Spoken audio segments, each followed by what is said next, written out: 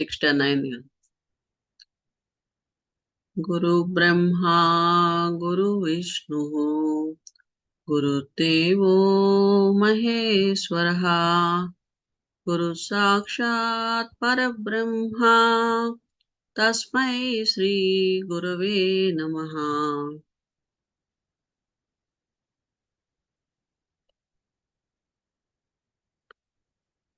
Actual నిన్న Srikanth sir call చేసి class తీసుకోమని అడిగారు. నాకు నేను ఒక కేసు ప్రజెంట్ చేద్దాం అనుకున్నాను. అది కొంచెం ప్రాసెస్ ఇంకా కంప్లీట్ అవ్వలేదు. సో నేను ఆ కేసు గురించి లాస్ట్లో కొంచెం బ్రీఫ్గా చెప్తాను. బిఫోర్ దట్ నేను కేస్ టేకింగ్ గురించి ఈరోజు ఆర్గనాన్ ఆఫ్ మెడిసిన్లో మనకి ఏం రాశారు అనేది దాని గురించి డిస్కస్ చేద్దాం అనుకుంటున్నాను. Okay madam. యాక్చువల్గా మనకి ఆర్గనాన్లో డాక్టర్ హ్యాన్మన్ మనకి చాలా డీటెయిల్డ్గా కేస్ టేకింగ్ గురించి చెప్పడం జరిగింది. ఆయన ఈవెన్ మైనర్ డీటెయిల్స్ కూడా తీసుకొని చాలా క్లియర్గా ఎక్స్ప్లెయిన్ చేశారు. ఎలా కేసు తీసుకోవాలి, ఎక్కడ ఎలాంటి కాన్సిక్వెన్సెస్ వస్తే ఏం చేయాలి, వాటన్నిటి గురించి చాలా డీటెయిల్గా చెప్పారు.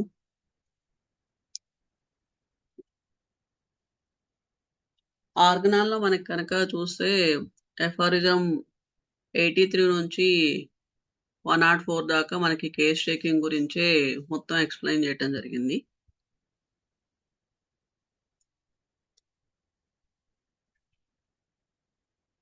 తీసుకుంటే కనుక మనకి 82 ఎఫారిజంలో వచ్చి మనకి అక్యూట్ డిసీజెస్, క్రానిక్ డిసీజెస్ గురించి ఎక్స్ప్లెయిన్ చేశారు.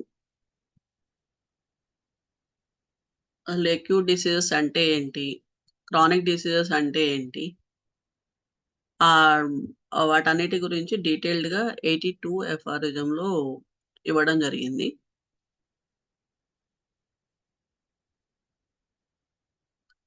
యాక్చువల్ అక్యూట్ డిసీజెస్లో వచ్చి పేషెంట్ మనకి తెలిసింది అక్యూట్ డిసీజ్ అంటే పేషెంట్ ఫ్రెష్గా వచ్చిన కంప్లైంట్స్ తోటి వస్తారు మన దగ్గరికి. క్రానిక్ డిసీజెస్ వచ్చి చాలా సంవత్సరాల తరబడి వాళ్ళు దాని గురించి చాలా మంత్స్ టుగెదర్, చాలా ఇయర్స్ టుగెదర్ వాళ్ళు స్ట్రగుల్ అవుతూ ఉంటుంటారు. వీటికి మనకి కోసనీర్ అనేది నీడెడ్. ఎందుకంటే అది పాస్ట్ ఇయర్స్ నుంచి ఉంటుంది కాబట్టి పేషెంట్ కూడా కొన్నిసార్లు మనకి సిమ్టమ్స్ చెప్పేటప్పుడు కొన్ని మర్చిపోవటం జరుగుతుంది. సో మనం కొంచెం టైం ఇచ్చి వాళ్ళతోటి మనం అడిగితే మనకి ఫుల్ కేస్ అనేది వస్తుంది అనమాట.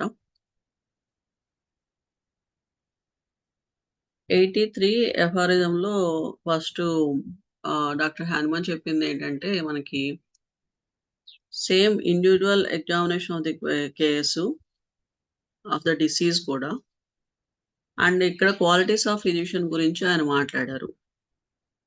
క్వాలిటీస్ ఆఫ్ ఫిజిషియన్ ఎలా ఉండాలి అంటే సౌండ్ సెన్సెస్ ఉండాలి. సౌండ్ సెన్సెస్ అంటే పేషెంట్ బిఫోర్ ద కేస్ నుంచి స్టార్ట్ చేసుకుంటే అపాయింట్మెంట్ తీసుకున్నప్పటి నుంచి మనకి పేషెంట్ మన క్లినిక్లోకి వచ్చి కూర్చొని మాట్లాడుతుంటారు కదా, వాళ్ళ ఎవ్రీథింగ్ సౌండ్ సెన్సెస్ అంటే మనం వాళ్ళది అబ్జర్వ్ చేయటం కానివ్వండి, వాళ్ళ way of walking, way of talking and way of sitting, posture, everything మనం అబ్జర్వ్ చేసుకుంటూ ఉండాలి. అండ్ ఇక్కడ మనకి తెలుసు అన్‌ప్రెజుడైజ్డ్‌గా ఉండాలి ఫిజిషియన్. వాళ్ళు ఈవెన్ కొన్ని సార్లు కామన్‌గా మనకి ప్రాబ్లమ్ ఎక్కడొస్తుందంటే మనకు కొంచెం తెలిసిన వాళ్ళు రావటము, లేకపోతే కొంచెం రిలేటివ్స్ రావడము కొంచెం జరుగుతుంది. అలాంటప్పుడు యాక్చువల్‌గా మనకి వాళ్ళ మీద ఒక అభిప్రాయం అనేది ఉంటుంది. అలాంటివి పెట్టుకోకుండా పేషెంటు మన దగ్గర అప్రోచ్ అయినప్పుడు పేషెంట్ ఎలా వచ్చాడు అనేది దాన్ని బట్టే మనం దాన్నే కన్సిడర్ చేసుకొని మనం కేస్ టేకింగ్‌లో ఫార్వర్డ్‌కెళ్ళాలి. మనం చాలా అటెన్షన్ పే చేయాలి. పేషెంట్ మన దగ్గర ఉన్నప్పుడు మనం ఆ టైంలో పేషెంట్‌కి మనం చెప్పాలి. యాక్చువల్‌గా ఫోన్ కొంచెం సైలెంట్‌లో పెట్టమని మనం గూడా సేమ్ అదే చేయాలి. వాళ్ళకి మనం టైం ఇవ్వాలి.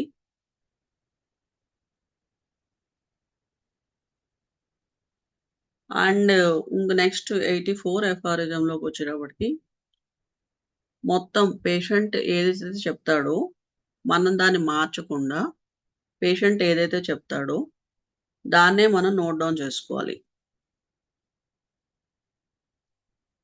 అండ్ అది true picture of the patient అవుతుంది. అండ్ బిఫోర్ థట్ మనకేం చెప్పారంటే, పేషెంట్ చెప్పిన ఇన్ఫర్మేషను ప్లస్ రిలేటివ్స్ గాని, ఫ్రెండ్స్ గాని చెప్పిన ఇన్ఫర్మేషన్ ఏదైతే ఉంటుందో, అది మొత్తం నోట్ డౌన్ చేసుకోవాలి. అండ్ పేషెంట్‌ని మనం ఇక్కడ అస్సలు ఇంటరప్ట్ చేయకూడదు. పేషెంట్‌ని ఫ్రీగా మాట్లాడనివ్వాలి. పేషెంట్‌ని మధ్యలో మనం ఫస్ట్ ఆఫ్ ఆల్ వాళ్ళకు ఫ్లోలో వెళ్తున్నప్పుడు, మనం వాళ్ళని అబ్‌స్ట్రక్ట్ చేయకూడదు. వాళ్ళు చెప్పింది చెప్పినట్టు మనం నోట్ డౌన్ చేసుకోవాలి. మనం సైలెంట్‌గా వినాలి. మనం స్లోగా మాట్లాడాలి పేషెంట్ తోటి. అండ్ డీటెయిల్డ్‌గా వాళ్ళు చెప్పిందంతా మనం మార్క్ చేసుకోవాలి.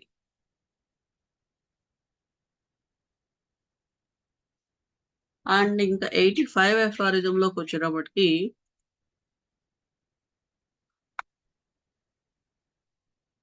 మనం ఒక పేషెంట్ హిస్టరీ ఆయన మొత్తం మాట్లాడుతున్నప్పుడు కన్వర్జేషన్ ఒక ప్లేస్ నుంచి ఒక ప్లేస్‌కి మూవ్ అవుతుంది ఒక్కొక్కసారి.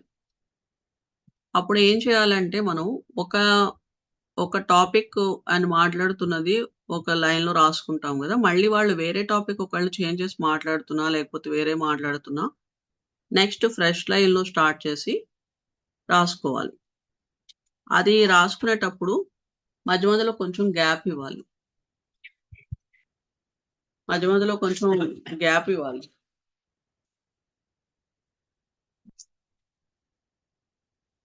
ఒక్క నిమిషం అండి.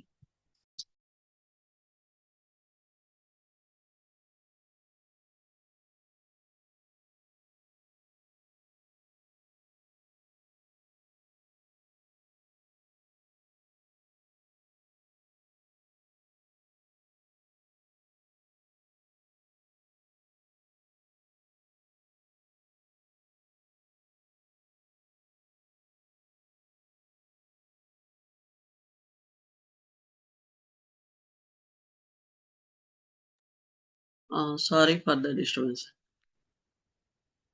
అండ్ పేషెంట్ చెప్పేటప్పుడు టాపిక్ మార్చినా, ఏం మార్చినా సరే మనం ఫ్రెష్ లైన్‌లో స్టార్ట్ చేసుకోవాలి. అండ్ రాసేటప్పుడు ఒకదానికి మధ్యలో గూడా మనం గ్యాప్ పెట్టుకోవాలి. ఎందుకంటే వాళ్ళు ఇంకేదన్నా మనకి పాయింట్స్ చెప్పినప్పుడు అక్కడ యాడ్ చేయడానికి ఉంటుందక్కడ.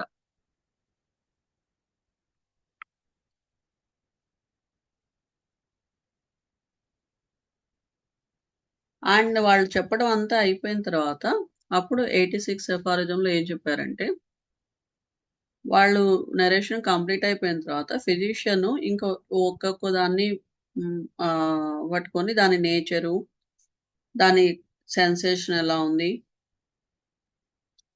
దాని మొడాలిటీ ఏంటి, టైమ్ ఏంటి, ఒకవేళ పొజిషన్స్ ఉంటే అది, ఎగ్రివేషన్స్, ఎమిలరేషన్స్ అన్నిటి గురించి డీటెయిల్డ్‌గా అప్పుడు ఒక్కొక్క దాన్ని తీసుకొని ఫిజిషియన్ అడగటం స్టార్ట్ చేయాలి.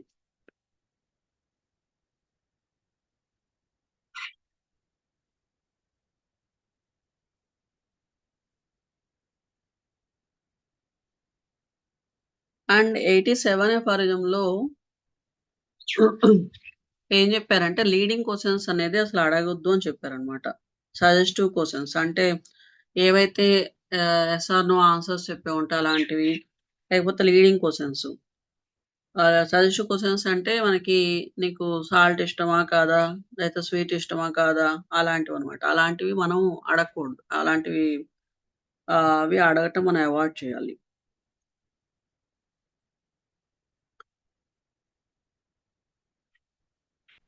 అండ్ మనము పేషెంట్ అప్పటిదాకా మాట్లాడిన దాన్ని బేస్ చేసుకొని ఏదో ఒక రెమెడీ మనసులో పెట్టుకొని, దాన్ని బేస్ చేసుకొని గూడా మనం క్వెషన్స్ అడగకూడదు. మనం ఇలాంటి డైరెక్ట్ క్వెషన్స్ కానీ, లీడింగ్ క్వెషన్స్ కానీ అడగటం వల్ల ఏమవుతుందంటే, పేషెంట్ మిస్‌లీడ్ అయ్యే ఛాన్సెస్ ఉంటాయి. అండ్ కొ ఆయన యాక్చువల్‌గా టైమ్ బీయింగు ఏదో ఒకటి చెప్పేస్తారనమాట ఒక్కొక్కసారి. ఆర్ కొంతమంది పేషెంట్స్ ఎలా ఉంటారంటే, ఫిజిషియన్‌కి ఫేవర్‌గా ఉండాలి. అప్పుడు ఆయన మనకి మంచిగా ట్రీట్ చేస్తారనే ఉద్దేశంతో ఫిజిషియన్‌కి ఏది నచ్చుతుందో అలాంటి వాటి గురించి ఆ విధంగా ఆన్సర్స్ చేయటం అలాంటివి చేస్తారు. సో, మనం లీడింగ్ క్వెషన్స్, డైరెక్ట్ క్వెషన్స్ అనేది అడగకూడదు. అండ్ 88 ఎఫారిజంలో వచ్చి physician should ask about general expressions. General expressions అంటే మామూలుగా మెంటల్ జనరల్స్, ఫిజికల్ జనరల్స్. మనకు తెలుసు మెంటల్ జనరల్స్, ఫిజికల్ జనరల్స్ అనేవి. దాని గురించి ఇంకా డీటెయిల్డ్‌గా కింద దానిలో ఇచ్చారు. Physician can ask more precise and more particular questions. Like everything అనమాట. ఆయన ఇంకెంత డీటెయిల్డ్‌గా ఇచ్చారంటే మనకి అఫారిజమ్స్‌లో గ్యాస్ట్రిక్ సింప్టమ్స్ గురించి, urine, bowel and fever totality. ఒకవేళ వుమెన్ అయితే గనక వాళ్ళ మెన్‌స్ట్రువల్ సింప్టమ్స్, వాళ్ళ pregnancy హిస్టరీసు, totality of the symptoms, వాటి క్యారెక్టరిస్టిక్స్ కూడా. ఈ సింప్టమ్స్ ఒకటే నోట్ చేసుకోకుండా ప్రతిదానికి వాటి క్యారెక్టరిస్టిక్స్ అంతా గూడా అంటే ఎలా స్టార్ట్ అయింది నుంచి దాని మోడాలిటీస్ వరకు. వాటన్నిటిని గురించి గూడా డీటెయిల్డ్‌గా రాసుకోవాలి. అడగాలి.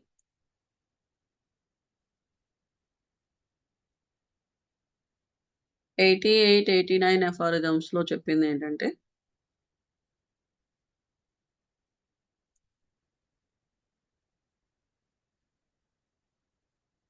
General questions, mental generals, physical generals గురించి అడగటం ఒకటి.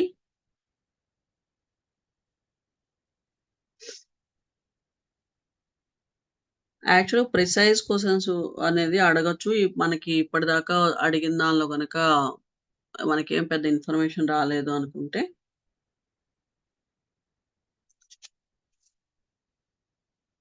అండ్ 90th ఎఫారిజంలో వచ్చి the physician has finished writing down the particulars. He then makes note of what himself observed. Okay. మన పేషెంట్ అప్పటిదాకా రాసుకున్న దానిలో మనము సెపరేట్‌గా ఒక కాలమ్ పెట్టుకొని అక్కడ మనం రాసుకోవాలి. ఇప్పటిదాకా పేషెంట్‌ని మనం చూసాము. ఓకే. చూసిన దానిలో మనం ఏం అబ్జర్వ్ చేసాము. ఈ ఎఫారిజంలో 90th ఎఫారిజంలో హానిమన్ గారు చెప్పిందేంటంటే, ఇప్పటిదాకా మనం పేషెంట్ చూసిన దానిలో అబ్జర్వేషన్స్ ఏంటి? వాళ్ళ గెస్చర్ ఎలా ఉంది? వాళ్ళ బిహేవియర్ ఎలా ఉంది? వే ఆఫ్ టాకింగ్ ఎలా ఉంది? అండ్ వాళ్ళు యాంగ్షియస్‌గా ఉన్నారా? దట్ మీన్స్ వాళ్ళ మెంటల్ స్టేటస్ ఎలా ఉంది? అదొక్కటే కాదు. ఈవెన్ డీటెయిల్డ్‌గా ఇది గూడా జెప్పారు. వాళ్ళు కొంతమంది పేషెంట్స్ కొన్ని కంప్లెయింట్స్‌తో కొన్ని రెస్పిరేటరీ కంప్లెయింట్స్‌తో వచ్చినప్పుడు ఒక రకమైన వాసన వస్తుంది వాళ్ళ దగ్గర నుంచి మనకి. అలాంటిది అలా అలా ఏదైనా స్మెల్లొస్తుందా పేషెంట్ నుంచి? ఏదైనా ఫేస్ కలర్ ఎలా ఉంది? ఒకవేళ మనం వాళ్ళని నార్మల్‌గా అబ్జర్వేషన్ చేస్తే వాళ్ళ బాడీ ఎలా ఉంది? హాట్‌గా ఉందా? కోల్డ్‌గా ఉందా? షివరింగ్ ఏమన్నా ఉందా? పెర్స్పిరేషన్ ఉంటే అది చెమట పట్టటం ఉంటే ఏ ఏరియాస్‌లో ఎక్కువ పడుతోంది? మనతో మాట్లాడేటప్పుడు ఏమన్నా పడుతుందా? ప్రతిదీ గూడా అబ్జర్వ్ చేసుకోవాలి. 91 ఎఫారిజంలో ట్రూ పిక్చర్ ఆఫ్ డిసీజ్ గురించి చెప్పారు. అండ్ మనకి పేషెంట్ కొన్ని మెడికేషన్స్ మీద ఉన్నప్పుడు మనకి ట్రూ పిక్చర్ ఆఫ్ డిసీజ్ అనేది రాదు. లాంగ్ టర్మ్ మెడికేషన్ మీద కొంతమంది పేషెంట్స్ ఉంటారు. ఆ లాంగ్ టర్మ్ మెడికేషన్ మీద ఉన్న పేషెంట్స్‌లో ఒక్కొక్కసారి మనకి ట్రూ పిక్చర్ రాకపోవచ్చు. అందుకోసం మనం ఇక్కడ చెప్పిన ఎఫారిజం ప్రకారం ఏంటంటే, వాళ్ళని కొన్నాళ్ల పాటు ఆ మెడికేషన్ ఆపమనాలి. ఆపాక వాళ్ళ సాటిస్ఫాక్షన్ కోసం ప్లాసిబో ఇవ్వాలి. ప్లాసిబో ఇచ్చిన తర్వాత మళ్ళీ కొన్ని రోజులయ్యాక మనం వాళ్ళని రమ్మనాలి. అప్పుడు కేస్ తీసుకోమని చెప్పారిక్కడ. కానీ నెక్స్టు 92 ఎఫ్ఆరిజంలో గూడా 92 ఎఫ్ఆరిజంలో ఏం చెప్పారంటే, కొన్ని సార్లు సిట్యుయేషన్స్ ఎలా ఉంటాయంటే, ఆ మందులు మనం ఆపకూడదు అన్న టైప్‌లో ఉంటాయి. సో, అలాంటప్పుడు ఏం చేయాలి? అలాంటప్పుడు ఏం చేయాలంటే, మనం ఇంకా original disease plus medicinal disease మనం వాళ్ళకి బ్యాక్ తీసుకెళ్ళాలి. అసలు ఎట్లా స్టార్ట్ అయింది డిసీజ్ అనేది, ఆ డిసీజ్ స్టార్ట్ అయినప్పుడు ఉన్న సింప్టమ్స్ ఏంటి అనేది క్లియర్‌గా నోట్ డౌన్ చేసుకోవాలి. అక్కడి నుంచి స్టార్ట్ చేసుకొని, తర్వాత ఏవైతే యాడ్ ఆన్స్ అవుతాయో అవి మెడిసినల్ డిసీజెస్ అవుతాయి. అండ్ అవి కూడా మనం నోట్ డౌన్ చేసుకోవాలి.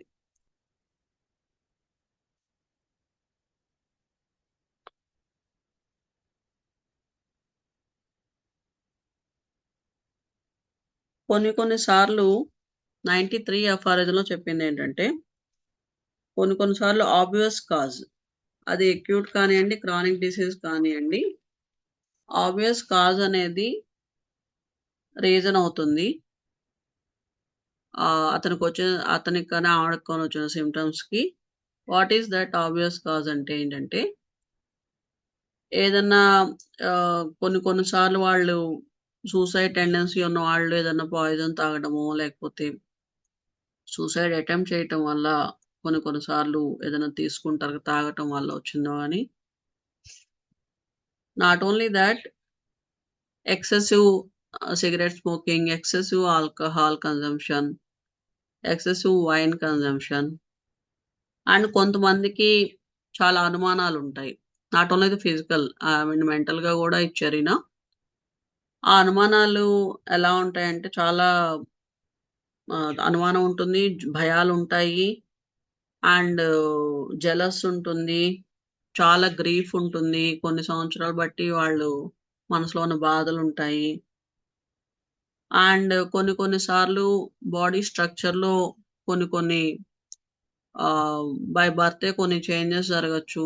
దాన్ని అవి వాళ్ళని బాధపెడుతూ ఉండుండొచ్చు. ఈవెన్ కొన్ని చెప్పుకోలేని ప్రైవేట్ పార్ట్స్‌కి సంబంధించిన ఇ ఇంపర్ఫెక్షన్స్ ఉండుండొచ్చు. సో, వాళ్ళు హెసిటేట్ చేస్తుండొచ్చు పేషెంటు. అవన్నీ కూడా ఒక్కొక్కసారి వాళ్ళు ప్రస్తుతం ఎఫెక్ట్ అవుతున్న సిట్యుయేషన్స్ కానీ, ఎఫెక్ట్ అవుతున్న బాధలకు కానీ అవి కూడా రీజన్ అవ్వచ్చు. దీన్ని ఆబ్వియస్ కాజ్ అంటారు.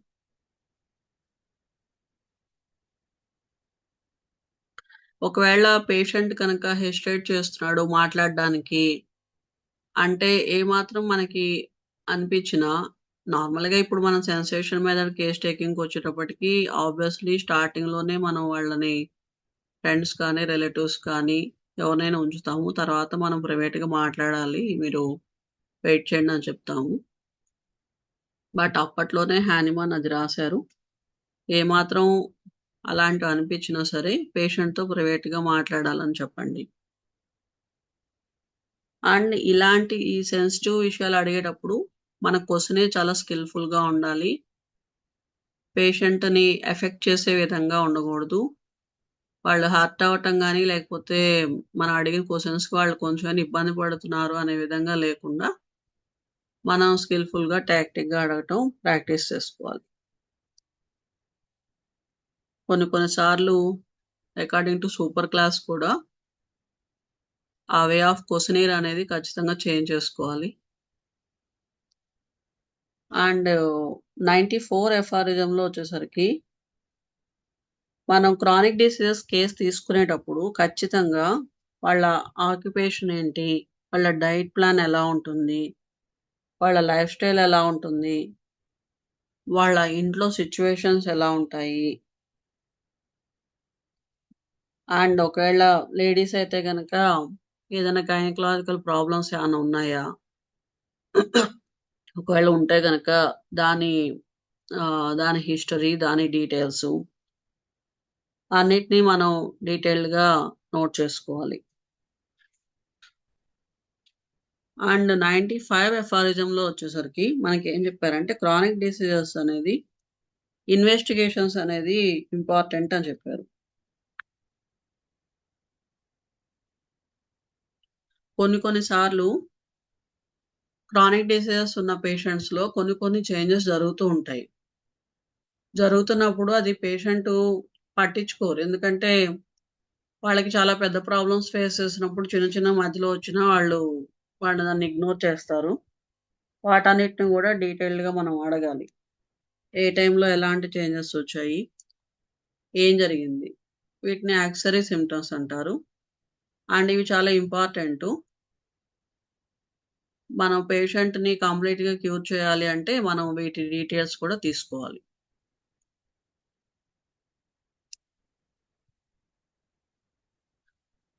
అండ్ 96 ఎఫారిజంలో డాక్టర్ హాన్‌మన్ మనకి different personalities of the patient గురించి చెప్పారు.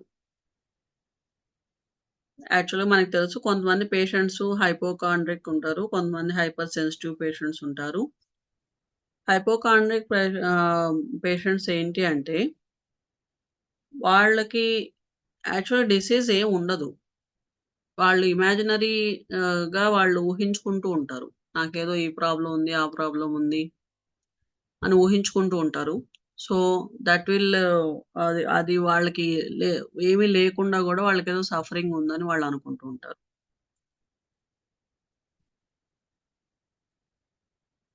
వాళ్ళకి డాక్టర్ దగ్గరికొచ్చి అలా చూపించుకొని ఎళ్తే గాని వాళ్ళకి సాటిస్ఫాక్షన్ ఉండదు. హైపర్ సెన్సిటివ్ పేషెంట్సు యాక్చువల్‌గా మనకు తెలిసింది వీళ్ళు చాలా ఎగ్జాగరేట్ చేసి చెప్తారు సింప్టమ్స్‌ని. ఒకవేళ అసలంటే చాలా చిన్న వాటిని ఏదో జరిగిపోయినట్టు, దీనికి ఫిజిషియన్ అటెన్షన్ అది వాళ్ళు ఎందుకలా బిహేవ్ చేస్తారు అంటే, ఒక్కొక్కసారి వాళ్ళకి తెలియకుండానే ఫిజిషియన్ అటెన్షను వాళ్ళ మీద రావడానికి అలా బిహేవ్ చేస్తారు. ఎందుకు అంటే, ఫిజిషియన్ అటెన్షన్ మన మీద ఉంటే మనకి ట్రీట్మెంట్ ఫాస్ట్‌గా అవుతుంది, మంచిగా అవుతుంది అని వాళ్ళు annoyingly they will do like that. And even కొన్ని సార్లు I mean hyper sensitive patients in general చెప్తున్నాను. ఇక్కడ హ్యాండ్ మెన్షన్ చేయలేదు. కొన్ని సార్లు నోయింగ్‌లీ ఆర్ అన్నోయింగ్‌లీ ఈవెన్ పిల్లల్లో గూడా మనం చూస్తూ ఉంటాము. వాళ్ళు పేరెంట్స్ అటెన్షన్ వాళ్ళకి ఏదైనా ల్యాక్ అయింది అని ఏమైనా డౌట్ వస్తే గనక కొంతమంది పిల్లల్లో మేజర్‌గా మనం అబ్జర్వ్ చేస్తూ ఉంటాం. కొంతమంది లేడీస్‌లో గూడా వాళ్ళ అటెన్షన్ సీకింగ్ కోసం అలాంటివి హైపర్ సెన్సిటివ్‌గా బిహేవ్ చేస్తూ ఉంటారు.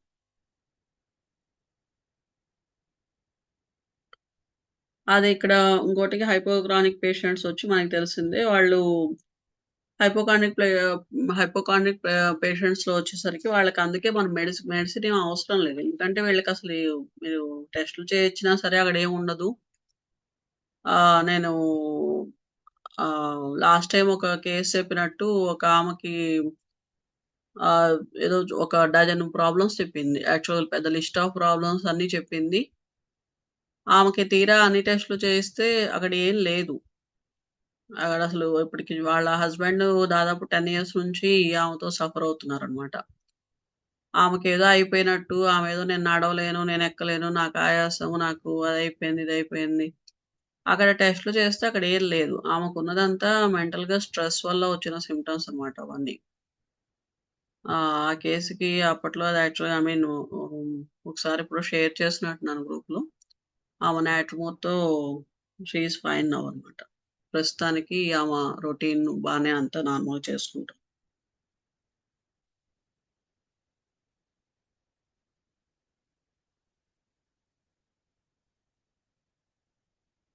మనకి హైపర్ సెన్సిటివ్ పేషెంట్స్ వచ్చినప్పుడు డాక్టర్ అవేర్‌గా ఉండాలి. యాక్చువల్‌గా వాళ్ళు చెప్పిన దానిలో ఏది రియాలిటీ, ఏది అన్‌రియల్ అనేది మనం వాళ్ళని అసెస్ చేసుకోగలగాలనమాట. అంటే మనకి కేస్ తీసుకున్నప్పుడు డీటెయిల్డ్‌గా కొంతవరకు మనకు అర్థమవుతుంది. వీళ్ళు దేన్ని ఎగ్జాగరేట్ చేస్తున్నారు. అంటే అన్నెసెసరీగా దేన్ని ఓవర్‌గా చెప్తున్నారు అనేవి డిపెండ్ చేసుకొని మన పేషెంట్‌ని డిఫరెన్షియేట్ చేసుకోవాలి. కొన్ని సార్లు ఇన్‌సేన్ పేషెంట్స్ ఉంటారు. వాళ్ళలో గూడా వాళ్ళకి తెలియకుండానే వాళ్ళు ఎగ్జాగరేట్ చేసి చెప్పటం గానీ, వాళ్ళకి అక్యూట్‌గా అటాక్స్ రావటం గానీ అలాంటివి జరుగుతాయి.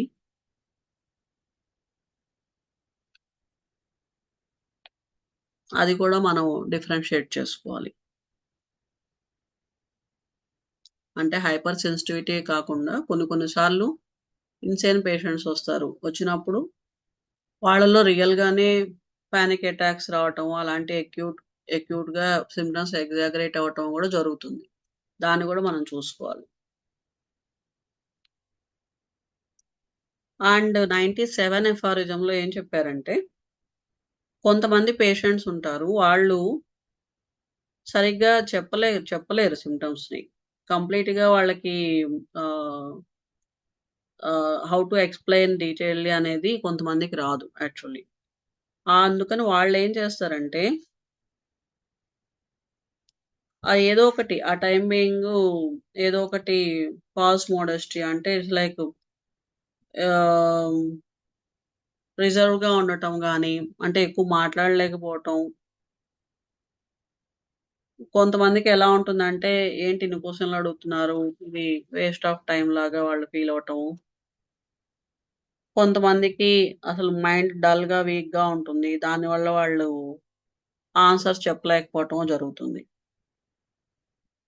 సో, మనం ఫిజిషియనే అలాంటి పేషెంట్స్‌ని మనం చూసుకొని ఎవరు ఏ రీజన్‌తో చెప్పలేకపోయి ఉండొచ్చు అనేది అర్థమైపోతుంది మనకి. ఇప్పుడు నేవ్ పేషెంట్స్ మనకు అర్థమవుతుంది. కొంతమంది కావాలని చెప్పట్లేదు అనేది తెలుస్తుంది.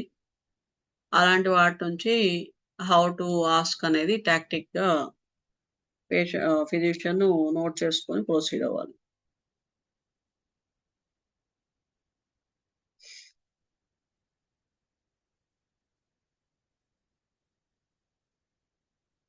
అండ్ 98 ఎఫారిజంలో ఏం చెప్పారంటే, ఫిజిషియన్ అనేవాడు ఆహ్, పేషెంట్ చెప్పిన సింప్టమ్స్‌ని whatever the symptoms, whatever the ఏం మాట్లాడినా కూడా మనము అంటే కొన్ని కొన్ని న్యూసెన్స్‌గా, నాన్‌సెన్స్‌గా అనిపించొచ్చు వాళ్ళు మాట్లాడేటప్పుడు కొన్నిసార్లు. కానీ మన వే ఆఫ్ ఎక్స్‌ప్రెషన్ అనేది చాలా చాలా ఇంపార్టెంట్ పేషెంట్‌కి. మనం ఆ టైంలో నవ్వటమో, లేకపోతే ఇంకా ఒక విధంగా ఏదైనా ఫేస్ చేంజ్ చేయటమో, అలాగా మనం చేయకూడదు. యాక్చువల్‌గా అది చాలా చాలా ఇంపార్టెంట్ విషయం. ఫిజిషియన్ అనేవాడు వాళ్ళు గుడ్ ఎక్స్‌ప్రెషన్స్‌తో ఉండాలి. పేషెంట్‌కి పాజిటివ్ వైబ్స్ క్రియేట్ చేస్తూ ఉండాలి. పేషెంట్‌కి ఓపెన్‌గా చెప్పగలిగేటట్లు మన బిహేవియర్ ఉండాలి. అండ్ పేషెంట్ చెప్పిన విషయాలనేది చాలా చాలా ఇంపార్టెంటు. అండ్ వాళ్ళ ఫ్రెండ్స్ కానీ, రిలేటివ్స్ కానీ చెప్పినవి ఎప్పుడూ సెకండరీగానే తీసుకోవాలి. కొన్ని చాలా చాలా రేర్ కేసెస్‌లో తప్పితే జనరల్‌గా పేషెంట్ చెప్పిందే మనం బేస్ చేసుకొని మన రెమెడీ ఉండాలి.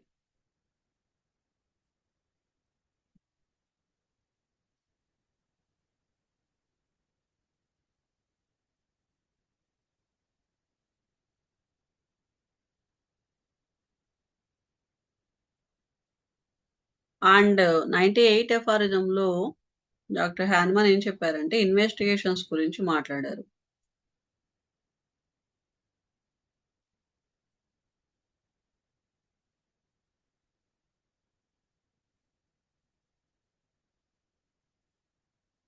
ఇక్కడ గూడా సేమ్ అవే చెప్పారు యాక్చువల్‌గా. మనకి గుడ్ నేచర్ ఉండాలి. Human nature. అండ్ ఎంక్వైరీ చేసేటప్పుడు మనం తీసుకోవాల్సిన జాగ్రత్తల గురించి చెప్పారు. మన అటెన్షన్ పే చేయాలి. అండ్ మనం వే ఆఫ్ టాకింగ్ అనేది వి హావ్ టు రీచెక్. మనం రీచెక్ చేసుకోవాలి. మనం ఏ క్వెషన్ అడుగుతున్నాము? ఎందుకు అడుగుతున్నాము?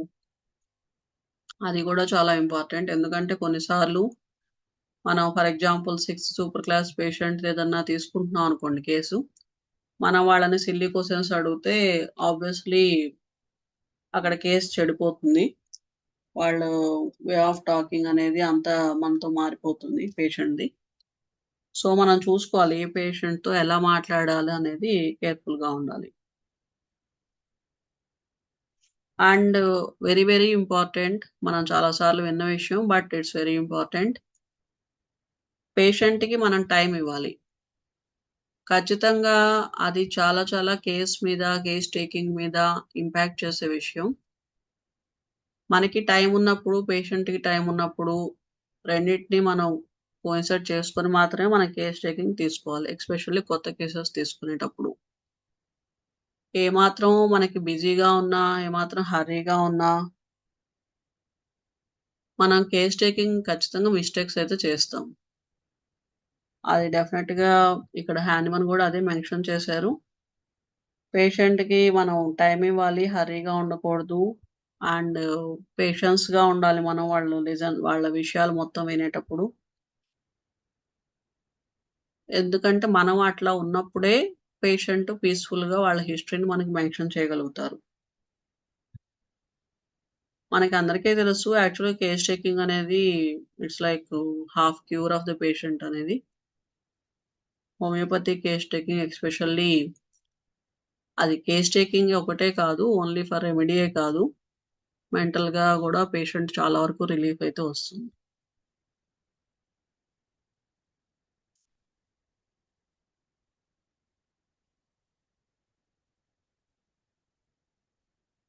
అండ్ ఈ 98 ఎఫారిజంలో డాక్టర్ హానిమన్ అది కూడా చెప్పారు. Physicians the knowledge of behaviour, personality and different gestures dealing with the different people. మనం ఇందాక మాట్లాడుకున్నట్టు ఏ ఏ మనుషులతో ఎలా బిహేవ్ చేయాలి అనేది మ్యాటర్స్. దాన్ని డిపెండ్ చేసుకొని పేషెంట్‌కి, ఫిజిషియన్‌కి ర్యాపో అనేది ఉంటుంది. 99 ఎఫారిజంలో ఏం చెప్పారంటే, investigation of acute disease easiest for the physician.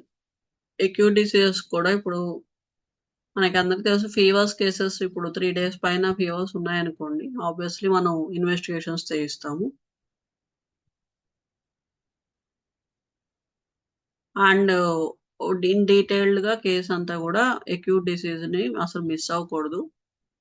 ఎలా స్టార్ట్ అయింది దగ్గర నుంచి ఎవ్రీథింగ్ వాట్ ఆర్ ద పెక్యులారిటీస్ అవన్నీ నోట్ చేసుకోవాలి. ఎందుకంటే పేషెంట్ ఫ్రెష్ మైండ్‌తో ఫ్రెష్ డిసీజ్‌తో అప్పుడే వస్తాడు గాబట్టి, వాళ్ళు చెప్పగలుగుతారు. అన్నీ గుర్తుంటాయి గూడా. మనం ఈ అక్యూట్ డిసీజెస్ వచ్చినప్పుడు మనం వి కెన్ అంటే ఫ్రెండ్స్ గాని, రిలేటివ్స్ గాని హెల్ప్ కూడా మనం తీసుకోవచ్చు. వాళ్ళని గూడా క్వెషన్స్ అడగొచ్చు. అండ్ 100 ఎఫారిజం. 100 ఎఫారిజంలో 100థ్ ఎఫారిజంలో ఏం చెప్పారంటే, ఎపిడెమిక్ అండ్ స్పోరాడిక్ డిసీజెస్ గురించి మాట్లాడారు. వింటున్నారు గదండీ! నేను ఫాస్ట్‌గా అని చెప్పుకుంటూ వెళ్ళిపోతున్నాను.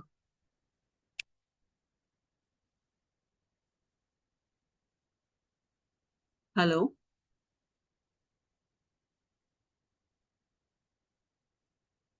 హలో!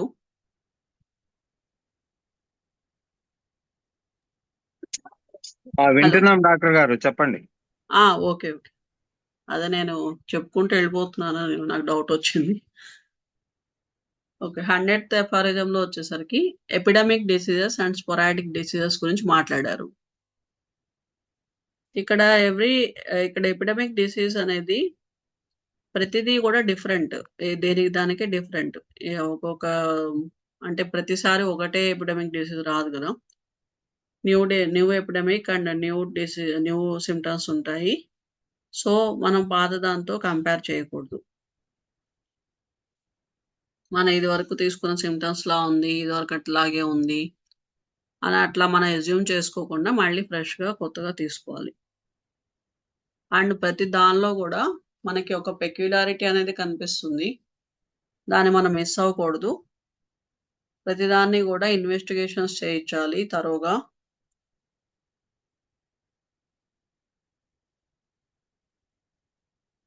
అప్పుడు మనకి దానికి అక్యూట్ రెమెడీ ఇవ్వటానికి ఛాన్సెస్ ఉంటాయి.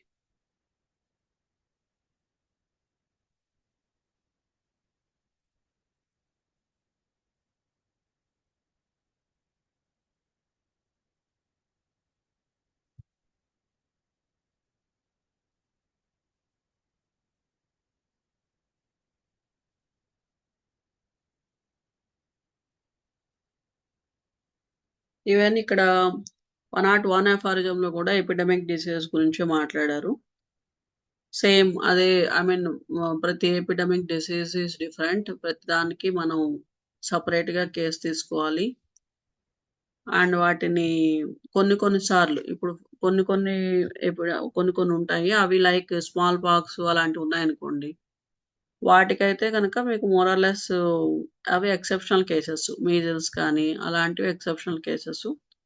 అలాంటి వాటిలో మనకి కొన్ని సంవత్సరాల తరబడి మనకి ఒకటే సింప్టమ్స్ చూపిస్తూ ఉంటాయి. సో, వాటికి వ్యాక్సిన్స్ కానీ వాటెవర్ వ్యాక్సిన్స్ కాదు whatever the treatment may be it's like దానికి మాత్రమే ఒకటే ఉంటుంది. అంతేగాని మిగతావి ఏవైతే మనం చూస్తామో, వింటామో వాటన్నిటికి ఖచ్చితంగా మనం మిస్ అవ్వకుండా అన్నీ చేసుకొని అన్నీ అబ్జర్వేషన్ కానీ, ఇన్వెస్టిగేషన్స్ కానీ చేసుకొని ప్రొసీడ్ అవ్వాలి.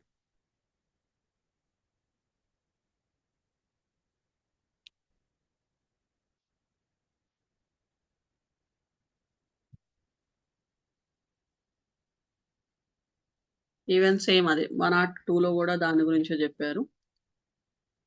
ఆ డిసీజ్ సేమ్ అయ్యుండొచ్చు. బట్ పేషెంట్ టోటాలిటీ అనేది డిఫర్ అవుతుంది. మన హోమియోపతిలో దాన్ని బేస్ చేసుకొని రెమెడీ ఉంటుంది.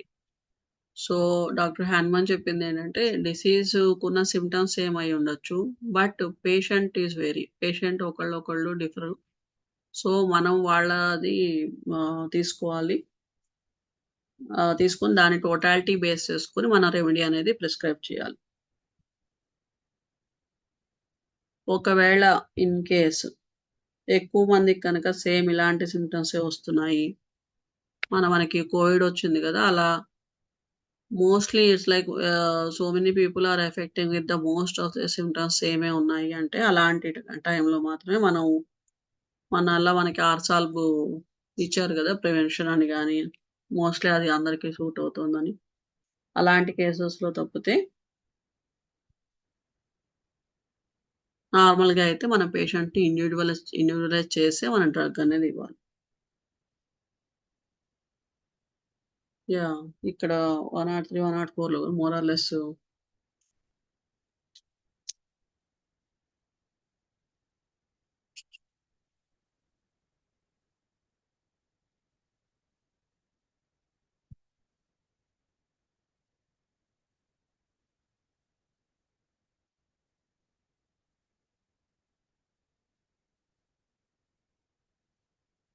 మనకి 103లో వచ్చి క్రానిక్ డిసీజ్ మియాస్మాటిక్ అండర్‌స్టాండింగ్ గురించి చెప్పారు.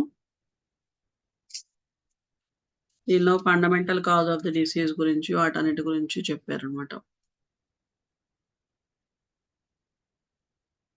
సేమ్ ఇందాక మనం మాట్లాడుకున్నట్టే సెవెరల్ పేషెంట్స్ గనక ఒకటే మోర్ ఆర్ లెస్ సింప్టమ్స్ తోటి గనక ఎఫెక్ట్ అవుతున్నారు అంటే, దాన్ని బట్టి ఆహ్, మనం కోవిడ్ లాగా ట్రీట్ చేసుకోవచ్చు.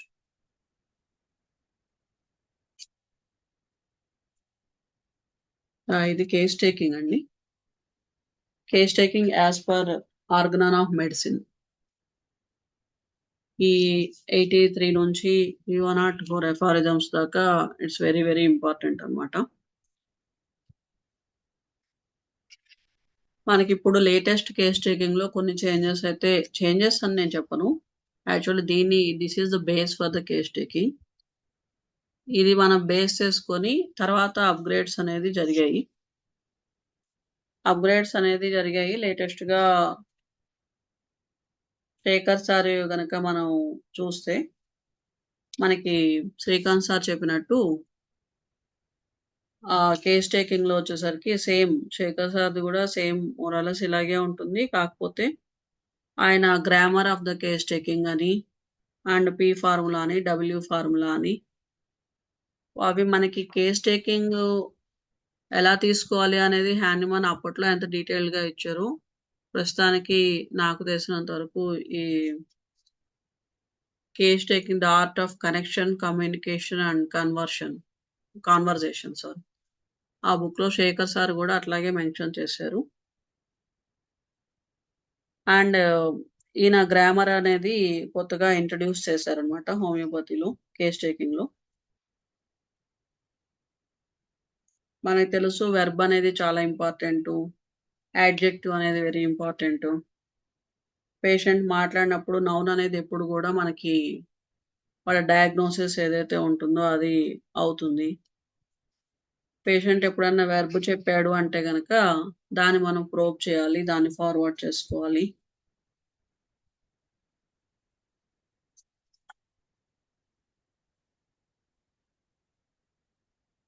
నెక్స్ట్ పి ఫార్ములాకొచ్చేసరికి పి ఫార్ములాలో మొత్తం 8 ఉంటాయి Ps. Purpose, possibility, probability, prospect, pace, persistence, pause, peculiarity. ఇవి ఒకదానికొకటి ఇంటర్ కనెక్టెడ్ గానే ఉంటాయి. కేస్ టేకింగ్ తీసుకున్నప్పుడు మనం ఫస్ట్ ఆఫ్ ఆల్ పర్పస్ గురించి నేను జస్ట్ బ్రీఫ్‌గా చెప్తానండి. డీటెయిల్డ్‌గా చాలా టైం పడుతుంది. పర్పస్ వచ్చేసరికి during case taking each and every question should be asked with purpose. ఖచ్చితంగా మనం అడుగుతున్న క్వెషన్ ఎందుకు అడుగుతున్నాము అనేది మనకు క్లారిటీ ఉండాలి. అందుకే శేఖర్ సార్ ఏం చెప్తారంటే కొత్తగా ప్రాక్టీస్ స్టార్ట్ చేసిన వాళ్ళు గానీ, ఆర్ కొత్తగా sensation method whatever it may be ఏదైనా మెథడ్ అయినా గూడా same case taking is case taking అంతే. ఫస్ట్ ఆఫ్ ఆల్ క్వెషన్ మీకు ఒకవేళ డౌట్‌గా ఉంది. నేను whether I'm asking right question or wrong question అనేది అంటే పక్కన రాసుకోమంటారు ఫస్ట్ పేషెంట్‌ని అడిగే ముందే. ప్రతి క్వెషన్ రాసుకోండి. అప్పుడు మీకు రాసేటప్పుడు మీకు అర్థమైపోతుంది. ఇది whether I'm going right or wrong అనేది. అండ్ కొన్ని కొన్ని సార్లు పేషెంట్ అడిగే క్వెషన్‌లు ఉంటాయి. డాక్టర్ గారు ఎన్ని డేస్ పడుతుంది ట్రీట్మెంట్‌కి? ఆహ్, అండ్ నెటు నే అదే ఈ డిసీజ్‌కి ట్రీట్మెంట్ అనేది హోమియోలో ఉందా? లేదా? మీరు ఇవ్వగలుగుతారా? లేదా? ఇలాంటి క్వెషన్‌లు చాలామంది అడుగుతూనే ఉంటారు మనల్ని. అది అడిగేదేంటంటే మనం వాళ్ళు అడిగిన దానికి వెంటనే మన ఆన్సర్స్ చెప్పకుండా మనం వాళ్ళని రివర్స్ క్వెషనీర్ ఎయ్యాలి. మీరేమనుకుంటున్నారు? మీ ఐడియా ఏంటి? మీ ఎక్స్‌పెక్టేషన్ ఏంటి? అవన్నీ మనం పేషెంట్‌ని మనం రివర్స్‌లో అడగాలి. అంతేగాని వెంటనే వాళ్ళు అడగంగానే మనం ఆన్సర్స్ చెప్పకూడదు. అండ్ ఈగోయిస్టిక్‌గా కూడా డాక్టర్ ఎప్పుడు ఫీల్ అవ్వకూడదు. ఎప్పుడు మనం పేషెంట్ ముందు బెండ్ అయ్యే ఉండాలి. అప్పుడే వాళ్ళు మనకి ఓపెన్ అప్ అవుతారు. అన్నీ మనకి షేర్ చేస్తారు. And possibilities. Possibilities taken as to focus of the patient. It may or may not the possibility. అంటే వాళ్ళు ఇప్పటిదాకా చెప్పిన వాటిలో మనకి ఏది పికప్ చేసుకుంటాము అనే 2 ఆర్ 3 పాజిబిలిటీస్ మనకు కనిపిస్తాయి. వాళ్ళు ఫస్ట్ మాట్లాడిన 15 మినిట్స్‌లో. దాన్ని బట్టి మనం ప్రొసీడ్ అవ్వాలన్నమాట.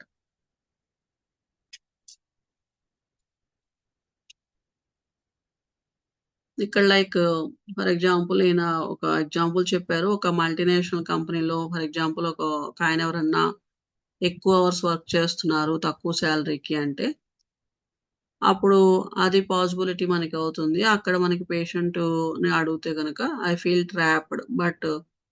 నేను ట్రాప్డ్‌గా ఫీల్ అవుతున్నాను. But soccer is where I forgot it all.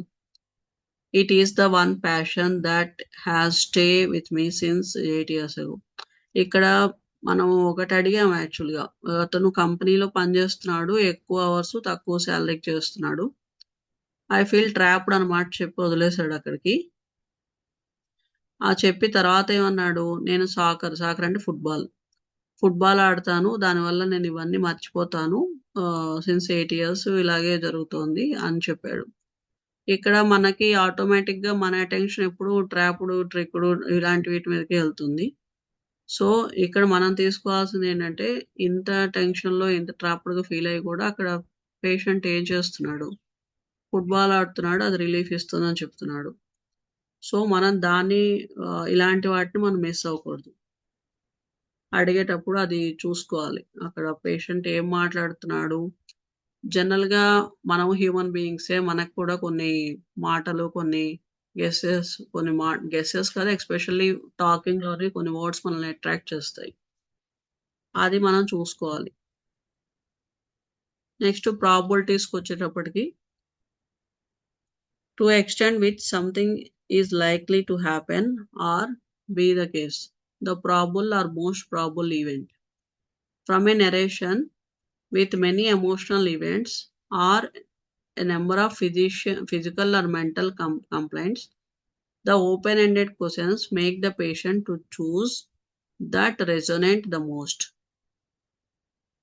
that have impacted deeply. These becomes the one or two probabilities which need further inquiry. Probabilities are one or two paths chosen by the patient, which are his or her area of interest or deeply impacting incidents. మనం ఎప్పుడైనా సరే what bothers you the most, what effects you the most అలా చెప్పినప్పుడు వాళ్ళు కొన్ని మనకి చెప్తారు situations కానీ ఆర్ ఎక్కడ వాళ్ళని ఇంపాక్ట్ చేసాయి సిచ్యువేషన్స్ కానీ వాట్ ఎవర్ ద థింగ్స్ వాళ్ళు 2 or 3 వాళ్ళు చెప్తారు. వాళ్ళు చెప్పినప్పుడు ఆటోమేటిక్‌గా వాళ్ళు ఎమోషనల్ వర్డ్స్‌ని యూజ్ చేస్తారు. I feel hurt, I feel sad, bad, irritated అవన్నీ ఎక్స్‌ప్రెస్ చేస్తారు. మనం జనరల్‌గా ఎమోషన్స్ జోలికి వెళ్ళకుండా వాటిని స్కిప్ చేసి వాళ్ళు చెప్పిన సిట్యుయేషన్‌లో వాళ్ళని ఎలా ఫీల్ అయ్యారు అనేది అడగటం బెటర్. అది గుర్తుపెట్టుకోవాలి, చాలా ఇంపార్టెంటు. సో, ఆ సిట్యుయేషన్ మిమ్మల్ని ఎలా డిస్టర్బ్ చేసింది అని అడగాలి. అంతేగాని మనకేంటంటే కొన్ని కొన్ని సార్లు మనం మనం హ్యూమన్ బీయింగే కాబట్టి కొన్ని కొన్ని సార్లు సిట్యుయేషన్స్ మనల్ని అట్రాక్ట్ చేస్తాయి. మనం వాటి జోలికి వెళ్ళామంటే మాత్రం మనం మిస్‌లీడ్ అయిపోతాము. మనం కేస్ టేకింగ్‌లో మనం అడగాల్సిన క్వెషన్స్‌ని మనం కొన్ని సార్లు మర్చిపోతాం యాక్చువల్లీ. సో, బెటర్ వాటిని టచ్ చేయకుండా మీ సిట్యుయేషన్ ఓకే. డీప్‌గా హర్ట్ చేసింది ఉన్నదా? ఓకే. ఉన్నది. ఓకే. ఉంటే కొన్ని కొన్ని సార్లు కానీ సిట్యుయేషన్స్ అడగాల్సిన సందర్భాలొస్తాయి. ఇవన్నీ లైక్ థంబ్ రూల్స్ కాదు. వీటిని గూడా యుటిలైజ్ చేసుకుంటే కేస్ టేకింగ్ బావుంటుంది అని అంతే. అలాని బ్లైండ్‌గా దీన్నే ఫాలో అవ్వకూడదు గూడా. కొన్ని కొన్ని సార్లు అడగాలి. But most of the times అడగకుండా ఉండటం బెటర్. జస్ట్ ఆ ఇంపాక్ట్ ఎలా ఉంది? అదొకటి చాలు. దాన్ని ప్రాసెస్ నెక్స్ట్ చూసుకొని మనం నెక్స్ట్ ప్రొసీడ్ అవ్వాలి. ప్రాస్పెక్ట్ అంటే ఏంటంటే means an advance realization of something to come. Expectation of a particular event, condition or development of definite interest or concerns. ఈ ప్రాస్పెక్ట్ అనేది అకార్డింగ్ టు శేఖర్ సార్ ఇది హాట్ స్పాట్ అని చెప్తారు.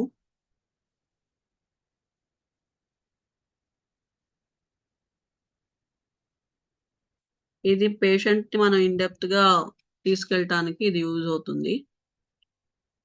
The physician, as physician, we focus on what patient is doing and not what he is escaping from. Our questions hover around the doing aspects mostly, but why did he did it, or the reason behind doing, deliberately avoiding doing something is equally, if not most important. ఇవి core things అన్నమాట. మనం దీన్ని miss అవ్వకూడదు. కొన్ని కొన్ని సార్లు నేను ఏదైనా పేషెంట్ అది చేయట్లేదు, ఇది చేయట్లేదు అవేమో చెప్పినప్పుడు కూడా మనం దాన్ని పక్కన రాసి పెట్టుకోవాలి. అది చేస్తున్నారు అనేది కాదు, ఎందుకు చేయట్లేదు అనేది కూడా అక్కడ ఇంపార్టెంట్. మనం దాని క్వెషన్స్ ఫ్రేమ్ చేసుకోవాలి.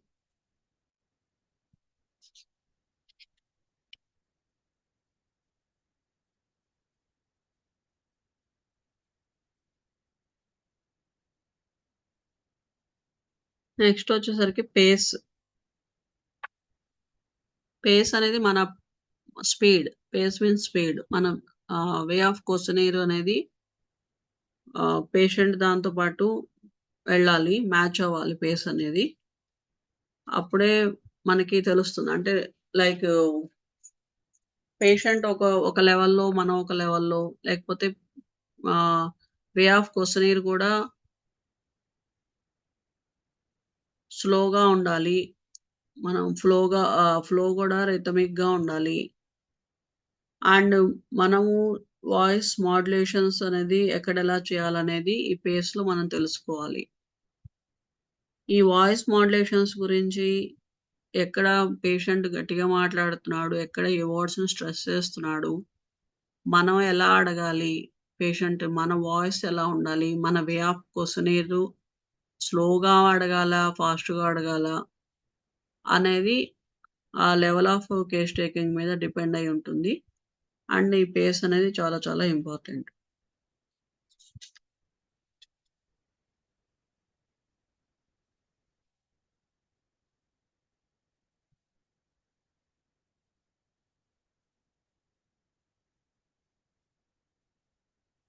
అండ్ కొన్ని కొన్ని సార్లు లైక్ ఇక్కడికి ఎగ్జాంపుల్స్ ఇచ్చారు. అవెలా అంటే మెగ్నీషియం పర్సనాలిటీ ఉన్న పేషెంట్స్‌లో గనక మనం టోన్ గనక cannot flippant and or light. It will not be acceptable. The case will not proceed with the ease of manner. To an accomplishment, highly placed RM or platinum personalities, the questionnaire must be pertinent and crisp. They do not suffer low intelligence easily. మనం depending on the మనం Srikanth sir చాలా సార్లు చెప్పారు మనకి. Super class understanding ప్రకారం మనకందరికి ఒక idea ఉంది కాబట్టి, పేషెంట్ వచ్చి కొంచెం సేపు మాట్లాడాక మనకర్థమవుతుంది. ప్రాబబ్లీ ఏ పేషెంట్ ఎలాంటి వాడు అనేది ఒకటి అర్థమవుతుంది. ఎగ్జాక్ట్ మనకి సూపర్ క్లాస్ అర్థం కాకపోయినా. దాన్ని బేస్ చేసుకొని మన పేస్ అనేది ఉండాలి. Next persistence. పెర్సిస్టెన్స్ అనేది చాలా చాలా ఇంపార్టెంట్ అండి. నేనైతే చాలా సార్లు ఎక్స్‌పీరియన్స్ చేశాను. కేస్‌లో మనం ఒక లెవెల్‌కొచ్చిన తర్వాత, మనం ఆ సోల్‌ని టచ్ అయ్యే క్వెషన్స్ ఏదైనా అడుగుతున్నాము అంటే, వాళ్ళు దాన్ని స్కిప్ చేయటానికో, అవాయిడ్ చేయటానికో, లేకపోతే ఆ టైమ్ బీయింగ్ ఏం లేదు. అదేం లేదు. పట్టించుకునేదేం లేదు. అట్లా మాట్లాడుతుంటారు. కానీ, మనం అక్కడ చాలా పెర్సిస్టెంట్‌గా ఉండాలి. లేదు దాని గురించి చెప్పండి. మాకది చాలా ఇంపార్టెంటు. పర్లేదు take your own time and చెప్పండని చెప్పాలి. అండ్ ఇవన్నీ మనకెలా తెలుస్తాయంటే, పేషెంట్ ఈ టైంలో వాష్‌రూమ్‌కెళ్ళొచ్చా అని అడుగుతారు. వాటర్ తాగుతారు. అండ్ థ్రోట్ క్లియర్ చేసుకుంటారు.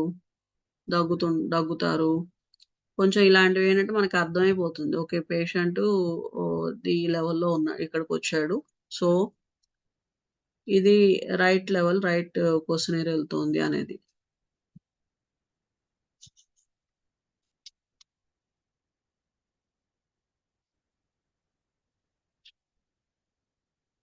ఇక్కడ మనం పేషెంట్‌ని మాత్రం ఈ టైంలో మనం పేషెంట్‌కి మనం క్వెషన్స్ అడగొచ్చు. యాక్చువల్‌గా ఆయన ఏది చెప్పినా సరే మనం నో దాని గురించే మాట్లాడండి. లేదు లేదు దాని గురించే చెప్పండి. మిగతావన్నీ నాకర్థమయ్యాయి మీరు చెప్పింది. మనం పెర్సిస్టెంట్‌గా ఉండాలక్కడ. And pause. పాజ్ అనేది తెలుసు మనకి. పాజ్ కూడా వెరీ ఇంపార్టెంట్. అండ్ మనం పేషెంట్ అన్నీ చెప్తారు కేసు చెప్పినప్పుడు మధ్య మధ్యలో కొన్ని కొన్ని సార్లు పాజ్ వాళ్ళు చెప్పే వాటికి కొన్ని కొన్ని సార్లు మనం మధ్యలో పాజ్ ఇవ్వాలి. ఎందుకంటే వాళ్ళకి ఆలోచించుకోవడానికి టైం గావాలి. అండ్ కొన్ని కొన్ని సార్లు మనం కొంచెం సేపు మధ్యలో బ్రేక్ తీసుకుంటే బెటర్. యాక్చువల్‌గా తీసుకొని ఒక పాజ్ ఇచ్చామనుకోండి ఆహ్, సో, మనం గూడా కేస్ బ్యాక్‌కెళ్ళి ఒకసారి మళ్ళీ క్వెషనీర్స్ ఏవైతే మనం రాసుకున్నామో, దాన్ని బట్టి పేషెంట్‌ని నెక్స్ట్ క్వెషన్స్ నెక్స్ట్ లెవెల్‌లోకి తీసుకెళ్ళటానికి సో, ఆ పాజ్ అనేది ఫిజిషియన్‌కి కావాలి, పేషెంట్‌కి కావాలి. బట్ ఏ టైంలో ఇచ్చుకోవాలనేది ఆహ్, ఆ కేస్ ప్రకారం వెళ్తుంది. నెక్స్ట్ పెక్యులారిటీస్.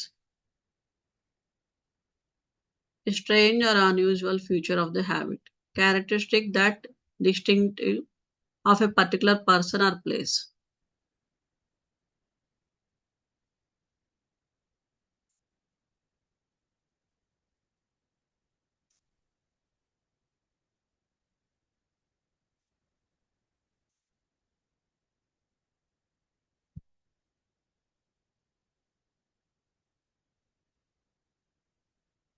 మనం ఇక్కడ మొత్తం కేస్ తీసుకున్నప్పుడు ఒకసారి మొత్తం ఎక్కడైతే పెక్యులారిటీస్ వచ్చాయో, ఎక్కడ ఆహ్,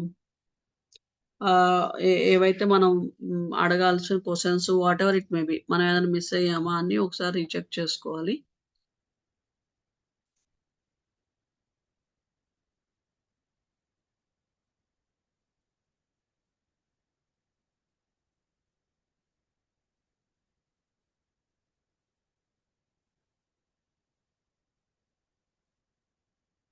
యాహ్! యాక్చువల్లీ పీ ఫార్ములా అయిపోయాక యాక్చువల్‌గా మనకి డబ్ల్యూస్ గురించి కూడా శేఖర్ సార్ క్లియర్‌గా ఇవ్వటం జరిగింది.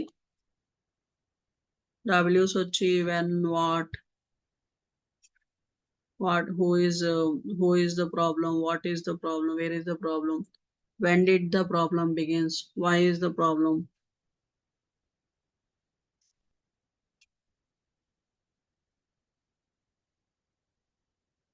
What modifies the problem? What is the pace of the problem? What is the depth of the desperation? What is the level of the problem? And what is the origin, duration, and progress of the problem? వీటన్నిటిని కూడా consider చేసుకోవాలి case taking తీసుకునేటప్పుడు.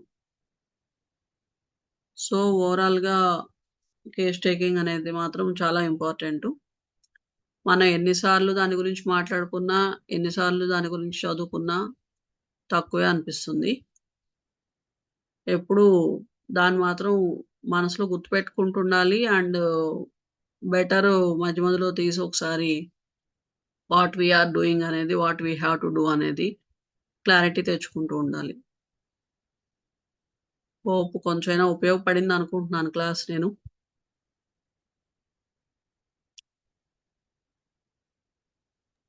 Yes madam, అన్నీ ఒకసారి గుర్తుకొచ్చినాయి మళ్ళీ వరుసలో. ఇది మనకి చాలా అంటే డైలీ రొటీన్ ప్రాక్టీస్‌లో ఇవన్నీ ఇంపార్టెంటు. యాహ్! ఇక్కడ హైపోకాండ్రియల్ వాళ్ళకి, తర్వాత సెన్సిటివ్ పీపుల్కి బైఫర్కేషన్ ఎట్లా, తేడా ఎలా కనిపెడతాం మనం? కేస్ టేకింగ్ తీసుకున్నప్పుడు తెలుస్తుంది. లేదంటే మనం ఫ్యామిలీ మెంబర్సు లేకపోతే అటెండెంట్స్ వస్తారు గదా! వాళ్ళతో గూడా మనం పేషెంట్‌ని బయట కూర్చోమని వాళ్ళతో గూడా మనం మాట్లాడి మనం డిఫరెన్షియేట్ చేసుకోవచ్చు. మన కేస్ టేకింగ్ తీసుకున్నప్పుడు వాళ్ళ వే ఆఫ్ ఎక్స్‌ప్రెషన్సు, వాళ్ళ వే ఆఫ్ టెల్లింగ్ అవనివ్వండి, వాటెవర్ ఇట్ మే బి అది తెలుస్తుంది. ప్లస్ ఇన్వెస్టిగేషన్స్ తెలుస్తాయి గదా సార్! ఓకే. యాహ్! ఇన్వెస్టిగేషన్స్‌లో మనకి తెలిసిపోతుంది. నేను ఇలాంటి కేసెస్ యాక్చువల్‌గా ఒక కేస్ కాదు ఇంకొక కేస్ కూడా యాక్చువల్‌గా ఈరోజు షేర్ చేద్దాం అనుకున్నాను. బట్ నేను ఫుల్‌గా ఇది చేసుకోలేదని చేయలేదు. ఆ కేస్ కూడా అంతే. ఆయనకి అలర్జిక్ రైనైటిస్ కంప్లెయింట్ అది. చాలా సంవత్సరాల నుంచి ఇబ్బంది పడుతున్నారు. చాలా యాంగ్షియస్ పర్సన్ ఆయన. సో, నేను ఆయన కేస్ తీసుకొని ఆర్సాల్ ప్రిస్క్రైబ్ చేశాను. ఆర్సాల్ ప్రిస్క్రైబ్ చేశాక నాకు అర్థమైందేంటంటే ఆర్సాల్ యాక్చువల్ 200 మంత్లీ ఒక డోస్ అని పెట్టాను ఫస్టు. తర్వాత కొన్ని రోజులయిపోయాక నేను ఎస్ఎల్ ఇచ్చాను. జస్ట్ ఒక 3 డోసెస్ ఇచ్చిన తర్వాత ఎస్ఎల్ ఇచ్చినప్పుడు గూడా నేను ఆయనకేం చెప్పానంటే ఎస్ఎల్‌లో ఎస్ఓఎస్ అని చెప్పాను. సాక్లాక్ ఇచ్చి ఎస్ఓఎస్‌గా వేసుకోమని చెప్తే, ఆయన ఎప్పుడు సింప్టమ్స్ వచ్చినా అప్పుడు ఎస్ఓఎస్ అదే ఎస్ఎల్ ఏసుకునేవాళ్ళు. వేసుకుంటే ఆయన సింప్టమ్స్ అన్నీ తగ్గిపోయేవి. సో, నాకు అర్థమైందేంటంటే ఇప్పుడు ఆయనకి నిజంగా మేజర్ ఇష్యూస్ అయితే ఏం లేవు. అలర్జిక్ రైనైటిస్ కంప్లెయింట్ తప్పితే. సో, ఇలాంటి కేసెస్ మనకు అర్థమైపోతాయి. యాక్చువల్‌గా ఆయన హైపోకాండ్రిక్ పేషెంట్ యాక్చువల్లీ. అంతే గదా! ఆయనకెందుకంటే మరి మెడిసిన్ గూడా అవసరం లేదు. ఇప్పుడు చాలా సార్లు దాదాపు ఇట్స్ లైక్ ఎస్ఎల్ ఆయనకి 2-3 ఇయర్స్ హోల్డ్ చేసింది. ఆయనకి తర్వాత మళ్ళీ ఆఫ్టర్ 3 ఇయర్స్ మళ్ళీ సేమ్ ఓల్డ్ కంప్లెయింట్స్ రికర్ అయ్యాయని ఆయన అప్పుడు మళ్ళీ కాల్ చేశారు. అప్పుడు నేను మళ్ళీ కేస్ తీసుకొని స్ట్రాన్షియం కార్బ్ ఇచ్చాను. స్ట్రాన్షియం కార్బ్ ఇచ్చాక మన రిలీఫ్ ఉందని చెప్పారు. తర్వాత ఆయన నన్ను మళ్ళీ కాంటాక్ట్ చేయలేదు. బట్ నాకు అనిపించింది యాక్చువల్లీ అలాంటి కేసెస్ ఎస్ఎల్ అనేది అసలు చాలా పెక్యులియర్‌గా అంటే ఐ మీన్ మంచిగా పనిచేస్తుంది. కాకపోతే పేషెంట్‌కి మనం చెప్పలేము గానీ ఆ విషయం. వాళ్ళకేదో జరిగిపోతోంది. దానికి ట్రీట్మెంట్ కావాలి వాళ్ళకంతే. Yes madam. Yeah! Thank you sir. Wind up చేద్దామా క్లాసు? థ్యాంక్ యూ అండి డాక్టర్ గారు. Thank you. Thank you sir. Thanks for your patience listening.